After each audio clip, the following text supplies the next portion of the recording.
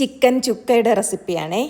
1 kilo എല്ലോട് കൂടിയിട്ടുള്ള ചിക്കനാണ് എടുത്തേക്കുന്നത്. ഇതിലേക്ക് 1.5 ടീസ്പൂൺ ഇഞ്ചി വെളുത്തുള്ളി പേസ്റ്റ്, 1/4 ടീസ്പൂൺ മഞ്ഞൾപ്പൊടി, 2 ടീസ്പൂൺ മല്ലിപ്പൊടി, 2 ടീസ്പൂൺ മുളക് പൊടി, 1 ടീസ്പൂൺ ചില്ലി ഫ്ലേക്സ്, 3/4 ടീസ്പൂൺ കുരുമുളക് പൊടി, 3/4 teaspoon garam masala, 2 table spoon തൈര്, ഉപ്പ്. ഇതെല്ലാം കൂടി കൈവച്ച് നല്ലതുപോലെ ഒന്ന് മിക്സ് ചെയ്ത് കൊടുത്ത് ഒരു അരമണിക്കൂറെങ്കിലും നമുക്കിതൊന്ന് റെസ്റ്റ് ചെയ്യാൻ വയ്ക്കാം. ഇനി ഒരു പാനിലേക്ക് വെളിച്ചെണ്ണ ഒഴിച്ചു കൊടുത്ത് ഒരു 3 സവോള നൈസായിട്ട് കട്ട് ചെയ്തതാണ്. അതിനെ ഒന്ന് ഫ്രൈ ചെയ്തെടുക്കാമേ. സവോള ഫ്രൈ ചെയ്ത എണ്ണയിൽ നിന്ന് ഒരു 3 ടേബിൾ സ്പൂൺ എടുത്തിട്ടുണ്ട്. ഇതിലേക്ക് പച്ചമുളക്, ഇഞ്ചി, വെളുത്തുള്ളി, കറിവേപ്പില ചേർത്ത് ഇവിടെ പച്ചമുളകൊക്കെ ഒന്ന് മാറി വരുമ്പോൾ ഒരു തക്കാളി കട്ട് ചെയ്തത് ചേർത്ത് അടച്ചു വെച്ച് തക്കാളി വേവുന്നത് വരെ ഒന്ന് വെയിറ്റ് ചെയ്യാം.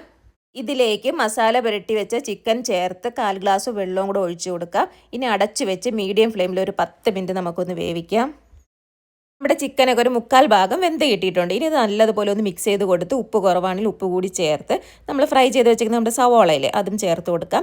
ഇനി അടച്ചു വെച്ച് മീഡിയം ഫ്ലെയിമിൽ ഒരു 10 മിനിറ്റ് കൂടി നമുക്കൊന്ന് വേവിച്ചെടുക്കാം.